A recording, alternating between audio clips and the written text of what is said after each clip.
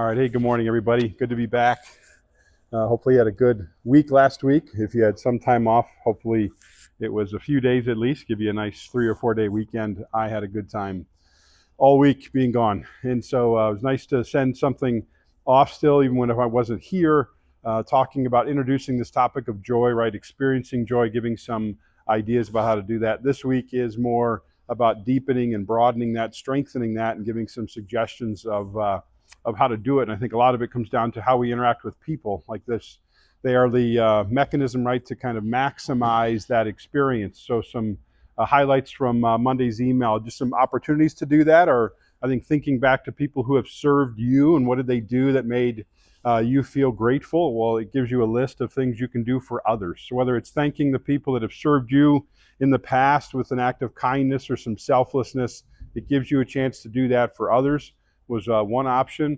The second is also getting to some of those deeper meaning or purpose-driven aspects of life and thinking through, are there some personal beliefs that you have to change that just maybe they're defining you by perfection or performance.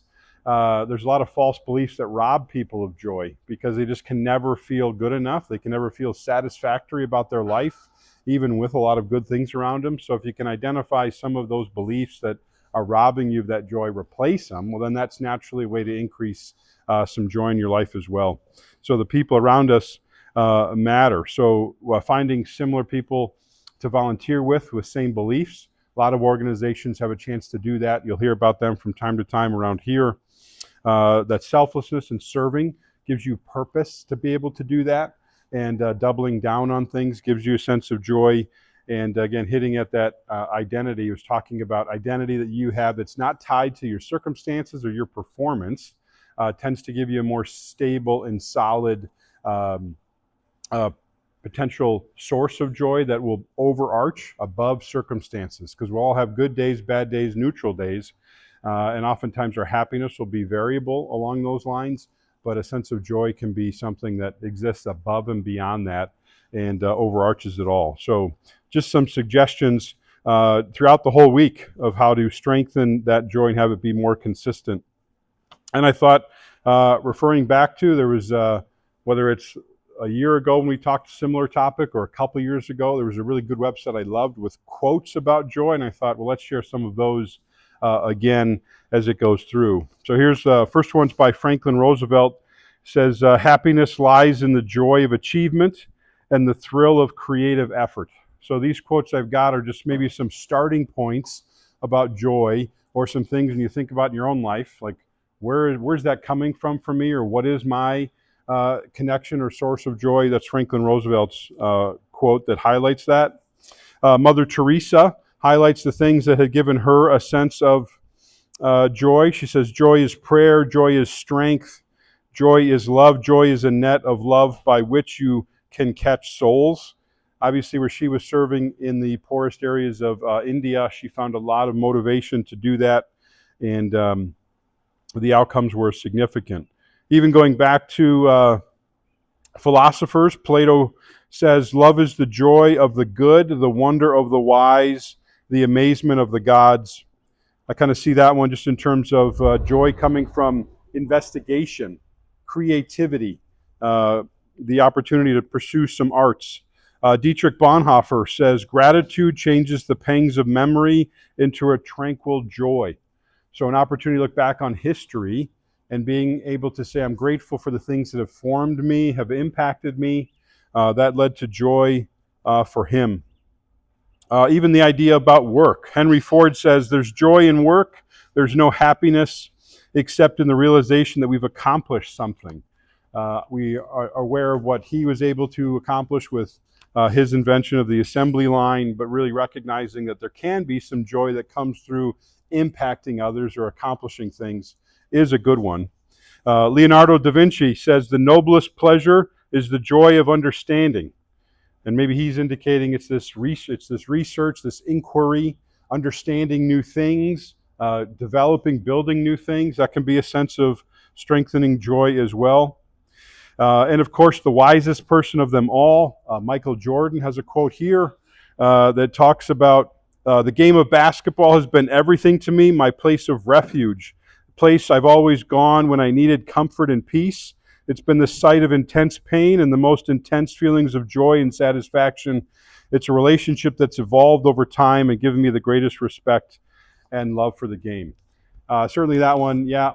Always have to find somebody in Chicago that's really smart, but really relating to that one too, tied to a place of joy. Like next week, I get to spend all week coaching basketball in either Minneapolis or Fort Wayne, Indiana.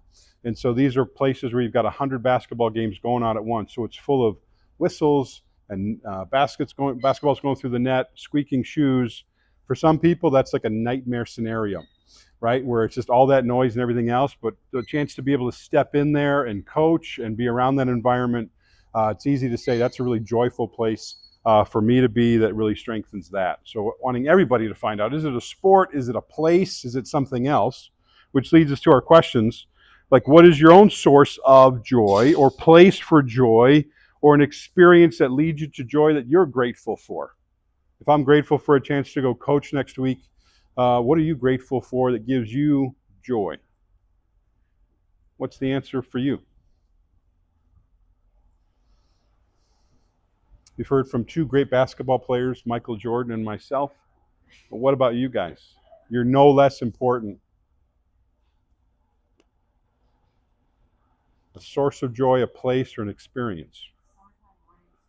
Summertime mornings. Peaceful, restful, quiet. Don't have to rush. It's a good answer. Joyful. Any others?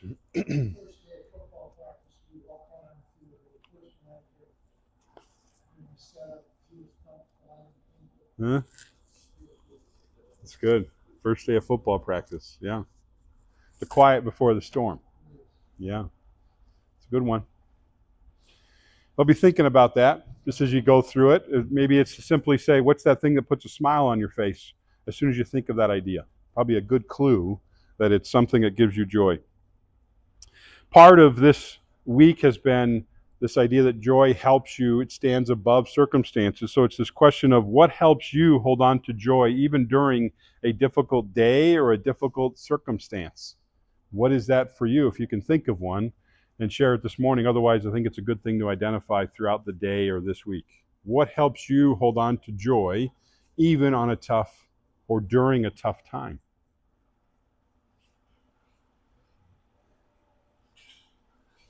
We all have the tough times.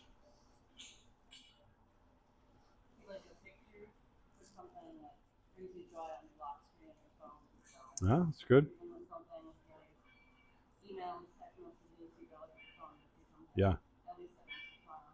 it's good. It's a good use of the phone, right? Pictures, easy access to things. That's good.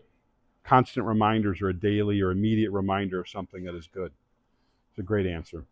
Any others?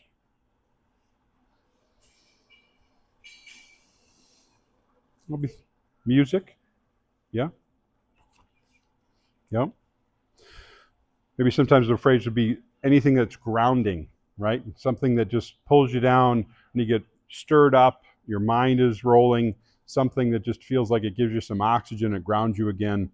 Some good distinctions there. So be thinking about that question as you go through, but some final comments for us about strengthening joy. Um, I think that the reason why an identity that is not connected with your circumstances allows you to guard your joy a little bit more is because maybe this analogy of it's like the kite on the string, it's the stake that holds that kite in the ground, right? So no matter what wind comes, no matter what's happening, that balloon is all over the place, but there's something that just acts as an anchor. And when it comes to groundedness and having your heart just not ride that roller coaster, whatever you can connect that to, whether it's a worldview belief, whether it is a connectedness with family or something else along those lines, it's acting as that anchor that helps things remain the same. Second, I think the priorities we keep have a heavy influence on our experience of joy, right? If you have significant priorities that might be tied to the right motivations and beliefs, then you have a chance to experience joy deeper. If those priorities maybe are more selfish or more isolating, then you have a chance, or maybe you have limited chances for joy. Again, my theory is The interactions with people are what maximize, turn up the volume of joy and strengthen it and deepen it in ways that might be stronger than more individualized ways to do that. And then finally, I think a lot of positive daily activities allow us to connect with the people and places that expand our joy. So if you, this idea of, think about the COVID effect, 5 years ago or so, and people are isolated and they can't get out and they can't go to the places they're going to do. For a lot of people, it's what made COVID really hard, is they didn't have the access to the places that gave them joy, and they didn't have access to the people that maximized their joy. So it really turned it into that fierce mental health crisis that came from it all. And so that's that reminder that if we're not around the people or places that connect us with our joy or increase it, then it's not as strong as it could be. Now, sometimes people can't do that because of whatever the barriers are. They can still have joy, but it's this limitation, another obstacle that stands in the way of experiencing life the way they want it. So, a good way this week to talk about strengthening it. We've got several weeks left to continue to explore that. It'll shift maybe to some more practical ideas related to joy as we go through the month. I'll be on vacation next week, but Wednesday's like my back in Wisconsin in between things, and so I'll be here Wednesday next week as well to talk more about joy in a different way. So good to see everybody. Have a good workout today. Thank you.